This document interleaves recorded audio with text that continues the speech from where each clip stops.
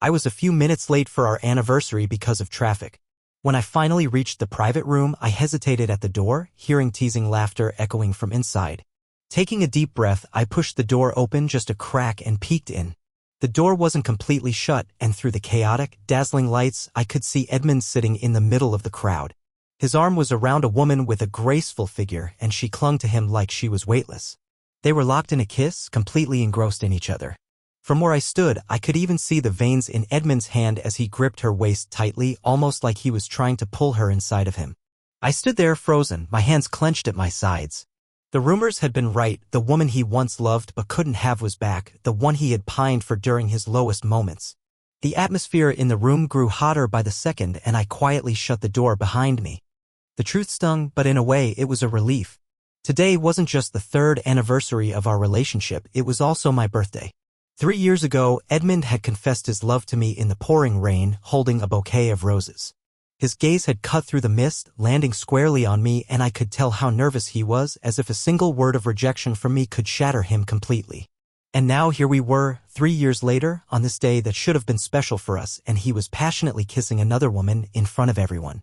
The same man who had promised me a surprise just last night, with all the sincerity in his eyes. I couldn't help but let out a bitter laugh. Leaning against the door frame, I realized how many times I had lashed out at him over the years. But now all that frustration seemed small compared to the growing pile of disappointment. Even witnessing this humiliating scene, I felt strangely at peace. I flicked open and closed my lighter, staring at the flickering flame as I lost myself in thought. Suddenly it hit me, the way I had looked at Edmund was just like that flame. It had burned brightly when we first met, but now it had quietly extinguished, leaving nothing but a faint glow in its wake. After what felt like an eternity, someone inside finally spoke up. "Edmund, aren't you worried Joanna will get upset about you and Kristen?" "Why should she be?" Edmund replied, his voice nonchalant. "She's put up with all the other women I've been with over the past 3 years. If you ask me, she can't live without me." Kristen stiffened, biting her lower lip as tears welled up in her eyes. "Edmund, you don't have to feel guilty. I just wanted to see you one last time. I've missed you so much all these years. It's my fault, but I couldn't help myself." Edmund lit a cigarette, his lips pressed into a tight line. Kristen tried to pry his hand off her waist, her eyes red from crying. "Joanna will be here soon. I shouldn't disturb you anymore. Thank you for letting me have you, even if it was just for a little while. I'm happy. I truly wish you and Joanna the best." Kristen grabbed her bag and made to leave. The room fell into an awkward silence, and no one dared to stop her.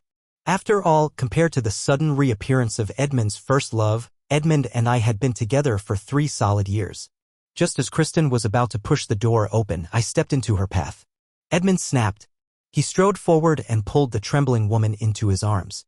"Kristen, it's not what you think. There's nothing between Joanna and me." He kissed her forehead repeatedly, his hand brushing away her tears. With a soft laugh, he murmured, "What do you mean, wish us happiness? I only want to be with you forever. I'll explain everything to Joanna. Don't worry about anything. Just stay by my side." Kristen shot him a playful glare, her tears turning into a smile. Meanwhile, on the other side of the door, I smirked coldly. My heart, which had wavered so many times before, had finally settled. Edmund didn't need to explain anything to me. If this was what he wanted, then so be it. We had no future together, it was just a change of the leading lady.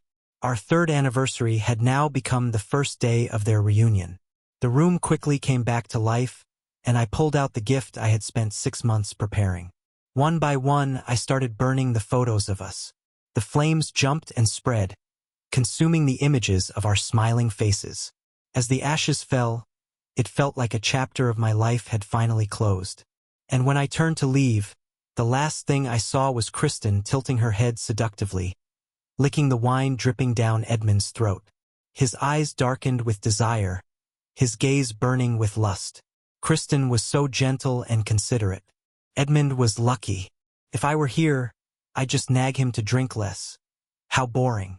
Congratulations to Edmund for finally getting what he wanted, a beauty in his arms. Edmund smirked, triumph flashing in his eyes, and cued Kristen to kiss him. Despite her half-hearted attempts to pull away, they kissed deeply. I gave them one last, indifferent look, stepping over the ashes before walking away. I didn't bother looking back.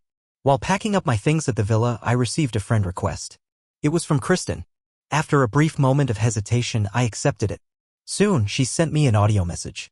Edmund, Joanna didn't show up tonight. Is she mad at you? Does she know about us? I don't want to be the other woman. The murmurs of their intimate conversation filled the air, and then Edmund's calming voice followed. Don't worry, sweetheart. It's not your fault. Honestly, I've been bored with her for a while. I only stayed with her out of pity because she took things so seriously. As for Joanna, she's like a goddess from afar, but up close, she's just average. In bed, she's like a lifeless fish, so dull. Honestly, she's nothing compared to you. What if she refuses to break up with you? Kristen's voice was anxious. I'll handle it. Don't worry about a thing. I'll call Joanna later and tell her to find somewhere to stay tonight. I'm taking you home. My phone slipped from my hand and clattered to the floor. I stared at the darkened screen blank. If I hadn't heard it for myself, I wouldn't have believed it. Edmund had belittled me so thoroughly, all to please another woman. I had always thought of him as a womanizer, but now I realized he was far worse. He was rotten at his core. Those 3 years with Edmund had their moments. There were times that felt sweet, especially when he was chasing me. It seemed like he used every kind word in the book. His actions matched his words, and he treated me like I was the most precious thing in his world. I was always his priority. Every little thing I said was met with a response. Every request was fulfilled. I'll never forget one time when we were walking and I casually mentioned seeing the northern lights. He called me in the middle of the night, dragged me out of bed, and put me on a plane to the north. We never did see the aurora, but I'll always remember the way my heart raced when we embraced in the cold wilderness. Back then, he made me feel like he loved me more than anything, more than even himself. But then everything changed. Other women started showing up and his responses to me grew colder. Maybe in degrading me to please Kristen, he had forgotten how he once stood in the pouring rain, holding his heart out to me, begging for my love. Joanna, from now on, I'll be the one holding your umbrella in every storm. His words, firm and full of conviction, echoed in my head. But his heart? It had completely shifted. So, what is love? Love is writing poetry in the snow only to watch it disappear as you write. Love is making promises in the rain only for those promises to vanish once the sun comes out. True love is priceless, but also fleeting. In the middle of a stormy night, I dragged my suitcase through the airport. After 3 years of holding on, the ending wasn't what I'd hoped for, but at least I could leave with a clear conscience. I had even erased every trace of myself for him. The only thing I left behind was a custom-made photo frame originally meant to hold the pictures I had burned earlier. But with the photos gone, the frame was now useless. I told the housekeeper to burn it when she could. She didn't know what had happened, but when she saw the look on my face, she sighed and said, "You young people are so impulsive. Sometimes when you turn away, you might miss someone for the rest of your life." Miss someone for the rest of my life? I smiled faintly and handed her the keys. Maybe. I never understood why the female characters in movies always moved to a new city after a breakup, but now I did. A place filled with memories can feel suffocating. Just thinking about the past feels like a sharp thorn in my throat. As I walked through the streets of Country Z, the unfamiliar surroundings gave me a sense of freedom, like I could start over. I had studied business in college, but with my older brother running the family company, I had taken up painting in my spare time. This trip to Country Z was my parents' way of supporting me after everything that had happened. Not only did they agree to let me pursue art, but they also helped me find a mentor. That's how I met Chaim. The cafe was peaceful, filled with soft music, and warm sunlight filtered through the leaves, casting gentle shadows on the ground. The rich aroma of coffee filled the air. I rested my chin on my hand, lazily watching the autumn leaves swirl and fall around the people walking by. My mood slowly eased as I watched the peaceful scene. Then one figure caught my attention. Chaim was wearing a black coat, his tall, elegant frame standing out in the crowd. The hem of his coat swayed slightly, revealing his long legs with each step. His amber eyes were cold, distant from the lively bustle around him. When he sat down across from me, he gave a slight nod, his expression unreadable. For a moment, I was taken aback by his beauty, lost for words. He didn't say anything, so I quietly sipped my coffee. It wasn't until my cup was empty that he finally moved, glancing at his expensive watch before speaking in a calm voice. "Joanna, right? Let's go." I had expected Chaim to take me to his studio, but instead, he led me to his home. "The neighborhood isn't very safe," he explained. "It's better if you stay here with me. Your father asked me to look after you, and I think it's best to keep you close. If you don't mind, I've prepared a room for you upstairs. I'll help you with your luggage later." His voice was gentle, soothing. I nodded, feeling a little embarrassed. Being in a stranger's house made me feel vulnerable, but it was undoubtedly safer. Chaim seemed to sense my discomfort. After a moment's hesitation, he stepped closer and gently ruffled my hair. It was meant to be comforting, but then, almost absent-mindedly, he smoothed it down again. A small smile tugged at his lips when he noticed me staring, and his ears turned bright red. He quickly looked away, his awkwardness oddly endearing. I couldn't help but be mesmerized by it. It wasn't until he turned his head, his neck flushed with embarrassment, that I realized I had been staring. I quickly lowered my gaze. His voice, calm as ever, came from above me. "Are you hungry? I'll make something for you." Before I could respond, he was already bolting to the kitchen. How unexpectedly shy. He stopped halfway, turned back, and walked over to me, meeting my puzzled gaze. He coughed lightly, then gently smoothed my hair again. "Sorry, I messed it up. Mr. Chaim, I suspect you have ulterior motives, but I have no proof," I thought, but said nothing. Chaim's cooking wasn't just bad, it was completely inedible. After 2 bites, I marched into the kitchen, determined to take charge. Chaim hesitated but took a bite of what I had made. Without saying a word, he threw the entire bowl into the trash. I couldn't believe it. I tried a bite myself. It was worse than his cooking. "Please tell me you don't eat this every day," I said, staring at the disaster. Chaim looked conflicted, but eventually he pulled out his phone and made a call. "Yeah, come back after a proper meal," he said. I leaned back in my seat, patting my full stomach. "Why did you send the housekeeper away in the first place? Were you trying to starve yourself?" Chaim avoided my gaze, muttering something I didn't catch. He looked up, his expression serious. "I thought I could take care of you," he said. He was supposed to be looking after me on my father's behalf, but the way he said it made my face heat up. When he saw my reaction, he smiled faintly, his eyes softening. "I didn't do well this time, but I'll try harder next time." "Try harder at what?" I asked, my heart racing. I had a feeling he was about to say something outrageous, so I quickly looked away, cutting him off. "Oh, thank you." Over the next few months, living with Chaim brought us closer. I realized he wasn't as cold and distant as he seemed. In fact, he was more thoughtful and warm than most people I knew. He always seemed to sense my unspoken emotions, soothing them in his own way.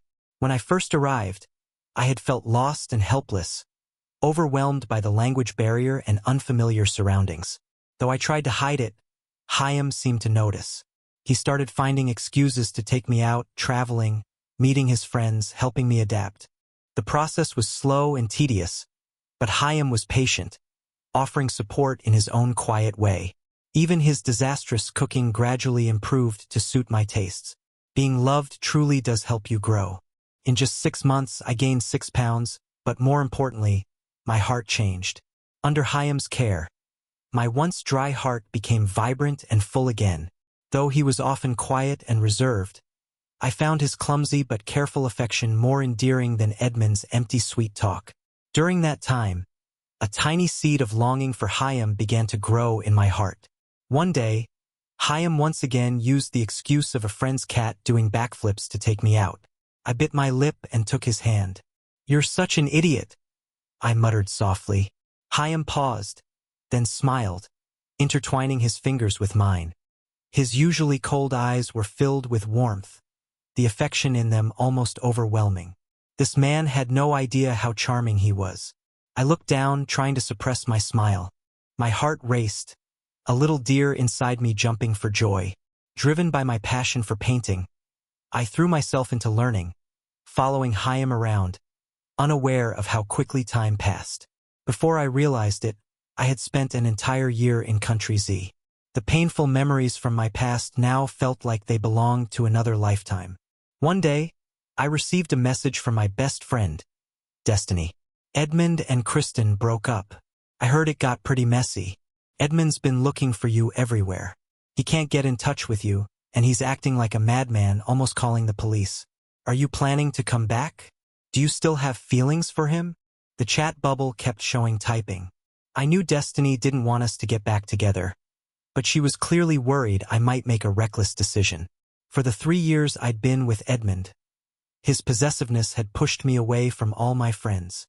Only Destiny, despite being neglected, had never held it against me or distanced herself. She had often criticized Edmund, though I'd ignored it. Now, as I read her message, I pursed my lips and looked up quickly. Chaim was leaning against the window, his legs casually crossed. His fingers, delicate and smooth like jade, gripped a paintbrush, his eyes downcast as his long lashes fluttered. I quickly typed a reply while Chaim focused on his artwork. "I'm not coming back. I found someone I like." Destiny responded almost immediately. "Oh my God. You finally came to your senses. I've always told you you could have anyone you wanted, but you were so hung up on Edmund it drove me crazy. Show me a picture. What does he look like?" I couldn't help but smile, my lips curling slightly. On a whim, I raised my phone and secretly snapped a picture of Chaim's profile. "I hereby declare you two married. I need all his info in 3 minutes. I've dated more men than you, so I'll vet him for you." I held my phone, grinning. Handsome, rich, broad shoulders, slim waist, long legs. Most importantly, he's never been in a relationship before. Totally pure. I was absorbed in the conversation when I suddenly felt a shadow hovering over me. Looking up, I saw Chaim leaning over me, his arms resting on either side of my chair, trapping me. His amber eyes were locked on my screen, and a teasing smile played at the corners of his lips. "Why did you stop? Is there something about me you're not telling?" Chaim asked. He used the tip of his paintbrush to lift my wrist, gently guiding my hand to his firm abs. I swallowed hard, feeling a jolt of awareness. His deep voice now carried an almost seductive tone. "Why don't you find out for yourself what else you might like about me?" He was so close that his words seemed to linger in my ear. The warmth of his breath sent a shiver down my spine, and I flushed, feeling like I was about to boil over. But Chaim wasn't done. He leaned in, his nose brushing against mine. His voice was quiet and almost hypnotic. "Go ahead. Tell me. What do you like most about me?" I tried to turn my head away, but before I could, Chaim pulled me into his arms, not letting me escape. His eyes, deep and captivating, held mine as he drew closer. His lips parted just enough to speak. "You love me too, don't you?" I froze. My mind went blank. I didn't even register the significance of his use of the word too. All I could do was stare at him, my lips dry as his face drew nearer. Without thinking, I instinctively licked my lips. His eyes darkened, and his Adam's apple bobbed as he swallowed. Couldn't resist. I reached out and lightly touched it, the sensation making my heart race. Just as I was about to pull my hand back, he caught my wrist, his grip warm and strong.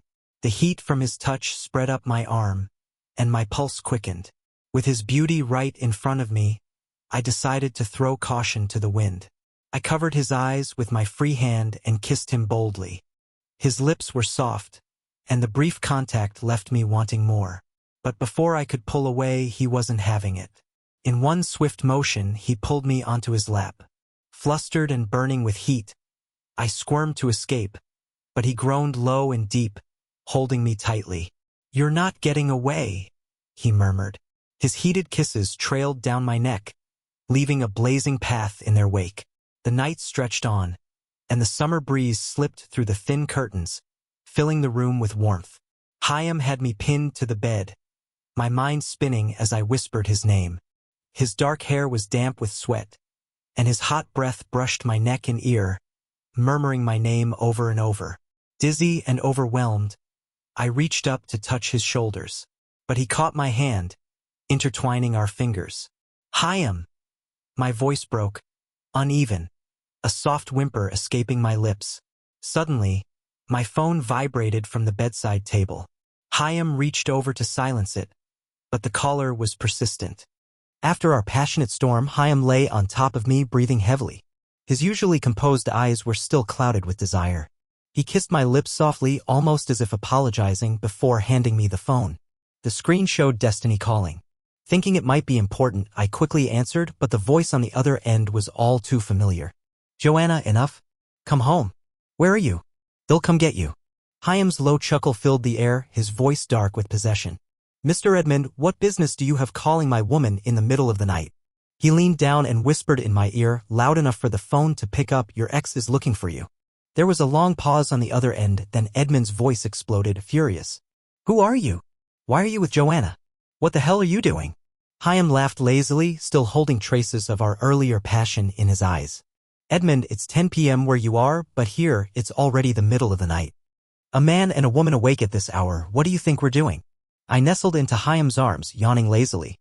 "A good ex should stay dead, Edmund. Don't you think?" Later, Destiny called to apologize, explaining that Edmund had gone on a drunken rampage that night, speeding through the streets and nearly getting himself killed. I dismissed it with a wave, changing the subject. Maybe he was genuinely sorry, but I couldn't wait around for someone who was so reckless. His love had always been shallow, and it was time I stopped looking back. Letting go of the wrong person had made room for the right one. Chaim gave me everything I needed: security, warmth, and unwavering support. After we became a couple, he proposed swiftly on a special day, offering everything he had as a gesture of his commitment. I'll never forget that moment, the gentle breeze, the calm waves, the golden sunset reflecting on the sea. It felt like a dream, soft and surreal. Chaim stood in the midst of a sea of roses, dressed in a rare suit, looking like a god. He reached up and tucked a stray strand of hair behind my ear, his expression tender and impossibly kind. "Joanna," he began, his voice soft. "In your mind, we've only known each other for a little over 300 days, but I've known you for many years. The first time I saw you was at an art exhibition. I wasn't famous then, and everyone was crowded around a painting called Faded. But you chose my piece, Moonlight. You stood there, head tilted, gazing at it for hours. Later, I found out you were Jack's daughter, but by then you already had a boyfriend. I thought we'd never cross paths again, but fate brought us together." He took my hand in his, kissing it gently. "Joanna, I won't let you slip away again. I know you've been through a lot, but with me you can always be yourself. You can speak your mind and I'll always stand by you, no matter what. You have flaws, but my love will make you whole. Joanna, I love you. I don't want you to be just a fantasy in my paintings. I want you to be the leading lady in my life. I want to wake up beside you every morning." The sea breeze was soft, his voice lingering in the air. I gazed up into his eyes, my reflection staring back at me. A tear slipped down my cheek. Fate had brought us together long ago, but we had just missed each other for so many years. The candlelight flickered, casting our shadows on the wall. I rose on my tiptoes and kissed him gently. After Edmund was discharged from the hospital, his behavior became more erratic. Destiny called me multiple times to vent. "Joanna, you don't know how crazy he's acting. He keeps asking for your address." I got so frustrated, I told him to go die and I'd give it to him. Next thing I know, he drags me into his car, speeds to the beach, and jumps into the sea. It happened so fast, I barely had time to react. If I hadn't called the police, he'd probably be dead by now. I caught a key detail. "So, you told him?" Destiny hesitated for a moment. "Signal's bad. Gotta go." Though I'd mentally prepared myself for the possibility of running into him, I didn't expect it to happen so soon. After an auction, Chaim and I were walking arm in arm, admiring the new jade bracelet I had just bought.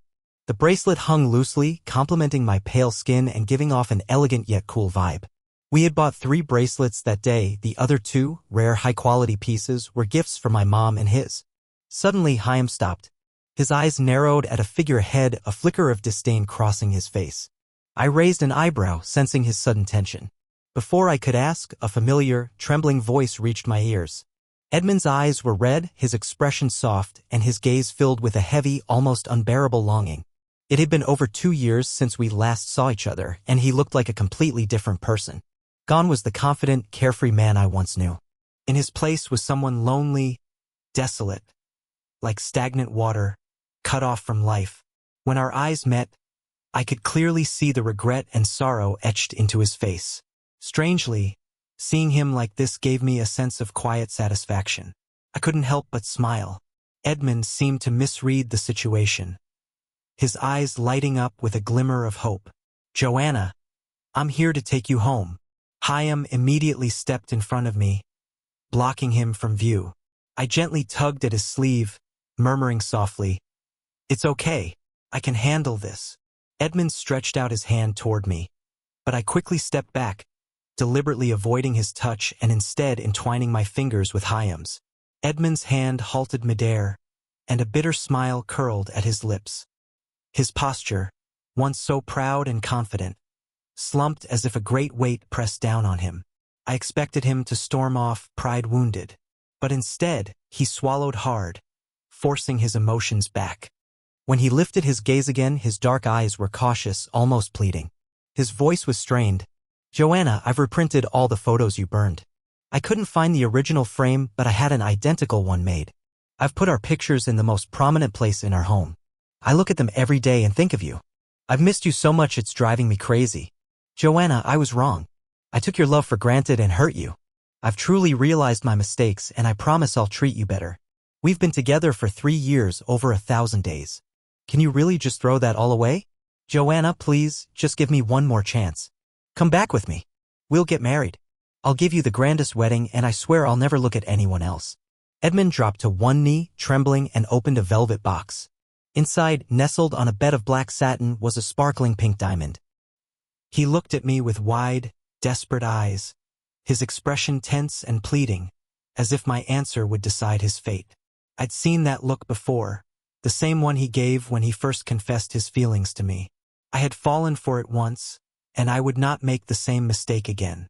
Perhaps the old me, the one who hadn't given up on him, would have softened at his seemingly sincere apology. But I had been deceived by him for 3 years. If I forgave him now, simply because he appeared remorseful, then all the pain I had endured would be my fault. I glanced at his bloodshot eyes and spoke softly. "It's too late, Edmund." Edmund froze.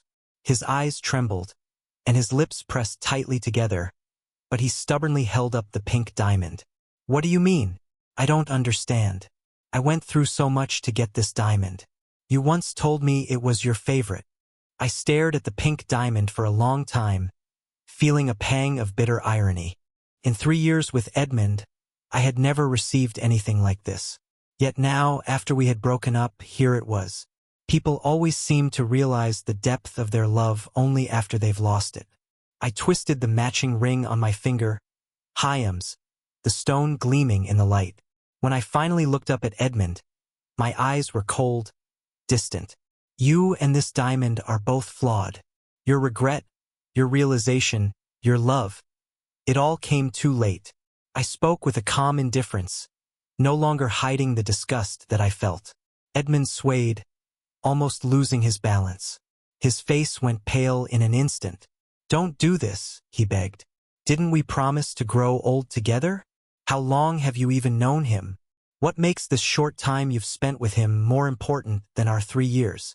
His voice broke, trembling with raw emotion, his vulnerability laid bare.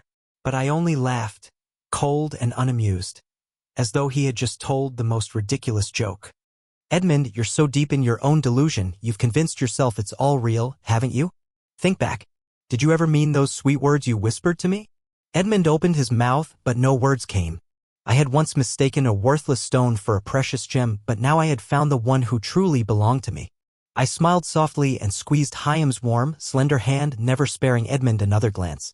"Let's go." As we passed him, Edmund called out to me, his voice strained. He remained kneeling on the ground, his head bowed as though he had no strength left to hold himself up. "Joanna, if I had swallowed my pride and admitted my mistakes earlier, would you have forgiven me?" I paused, taking a quiet breath. I closed my eyes briefly before answering with a sigh. "You still don't understand why we ended up here. I know your insecurities stem from your upbringing. You always need to test people. That's not your fault. But tell me, Edmund, what did I do wrong? Why should my sincerity be trampled on like this? I never hated you, Edmund, but I'll never forgive you either. The tear-soaked pillows, the nights I spent enduring everything through gritted teeth, I even started doubting myself because of you. Isn't that pathetic?" I took a deep breath, steadying myself. "So no, Edmund. There was never a future for us. The pain you caused me is something you can never make up for, and I don't need you to. I realized a long time ago that you never loved me as much as you pretended. Those sweet words you said were nothing but lies. I stayed not because I couldn't see through you, but because I wanted to believe I was making the right choice. I was too stubborn to admit I was wrong. 3 years trying to convince myself I had just misjudged you, that's all it was." Though my voice was calm, a deep sadness surged inside me, not for Edmund, but for the girl I once was. The one who had once believed in the purity of first love. "My brother and I fought bitterly over you," I continued, my eyes distant. "He knew I was being mistreated but couldn't understand why I kept staying. He told me when you come across someone broken beyond repair, someone no love can fix, let go right away. Life isn't a movie. We can't save everyone, especially those who play with others' feelings and never appreciate true love. The smartest thing you can do is cut your losses and walk away before they drag you down with them. I paused, remembering those words. It took me years to fully understand my brother's point.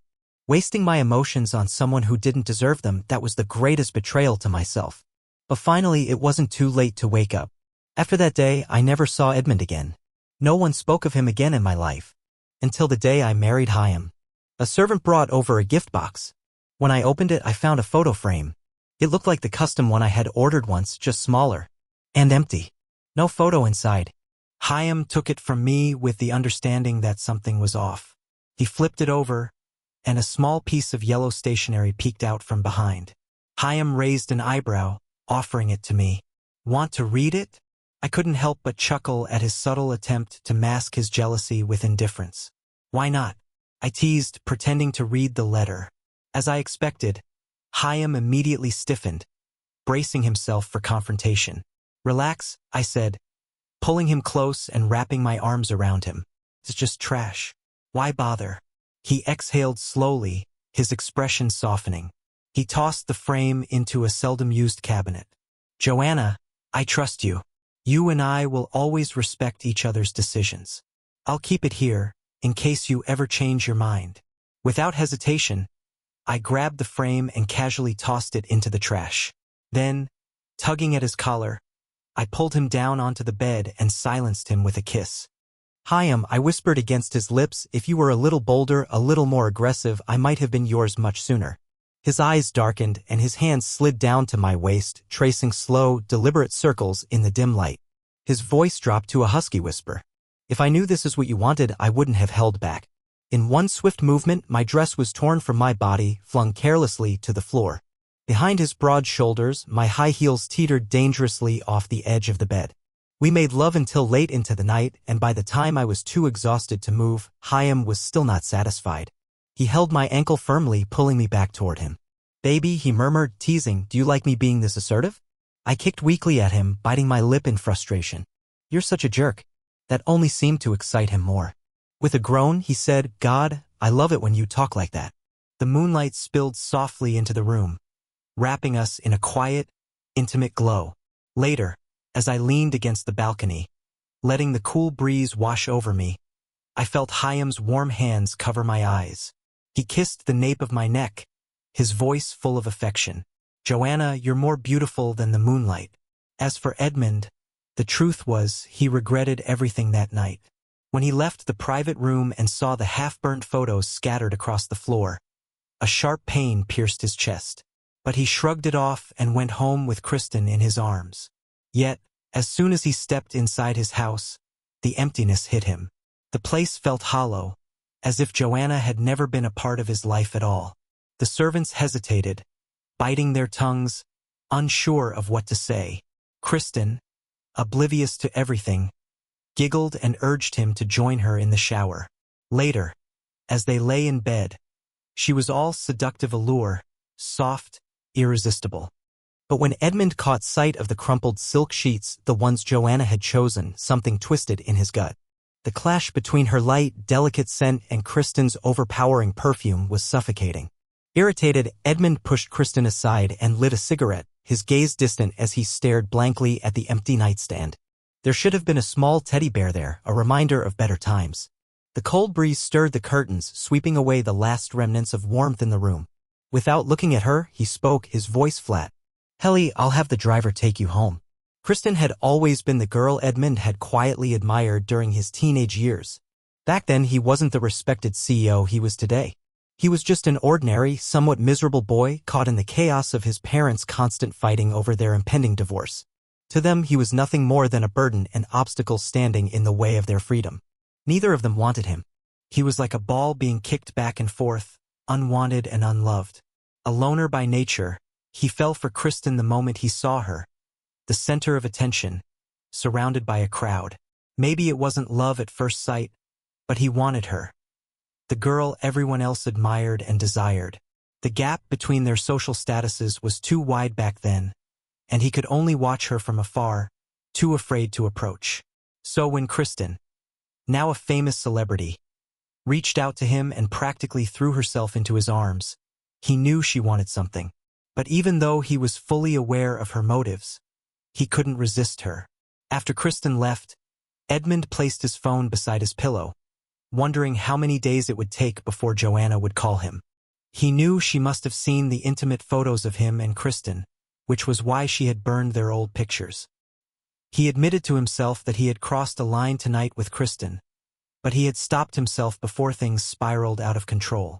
If Joanna was truly angry, he figured he'd swallow his pride and coax her back. Edmund had always known he loved Joanna, but the monotony of their everyday life made him restless. He couldn't accept a relationship that felt too ordinary. When he pursued her, he'd made grand gestures, things that everyone would talk about. But once they were together, the excitement faded. He grew bored. To him, the women who threw themselves at him were mere distractions from his dull reality. Joanna would get jealous, her eyes red from crying as she asked why he kept hurting her. Outwardly, he acted irritated by her emotional outbursts, but deep down, he secretly enjoyed seeing her in pain. Look at her, he would think. Even the woman everyone sees as an unattainable goddess still breaks down and begs for my affection. But at some point, Joanna stopped reacting. She no longer questioned him or lashed out. She simply stood there, quietly watching his reckless behavior with cold indifference. Friends tried to warn him. Destiny, Joanna's best friend, had yelled at him countless times, but Edmund had been too obsessed with testing the limits of Joanna's love. He needed to know that no matter what he did, she wouldn't leave him. What he didn't realize was that every time he broke her heart, Joanna silently tucked that pain away. The sweet memories of their first 6 months together were eventually overshadowed by countless betrayals. Disappointment grew into regret, endless, suffocating regret. By the time he finally understood his own feelings, it was too late. 3 months after Joanna left, the media couldn't get enough of Edmund and Kristen's increasingly public displays of affection. Rumors swirled that they were getting married, but behind the scenes, away from the cameras, things were different. One night, Edmund shook off Kristen's hand in frustration, lighting a cigarette. The smoke curled around his fingers as his thoughts drifted, lost in the haze of regret. Joanna had always hated the smell of cigarettes.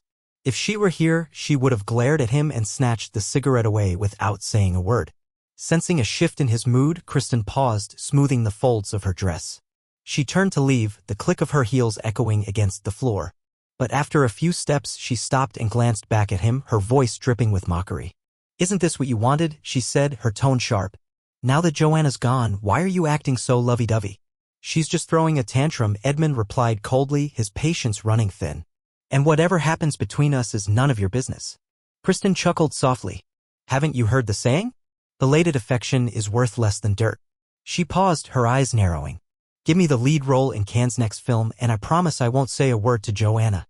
6 months after Joanna left, panic began to set in. Edmund started having the same recurring dream.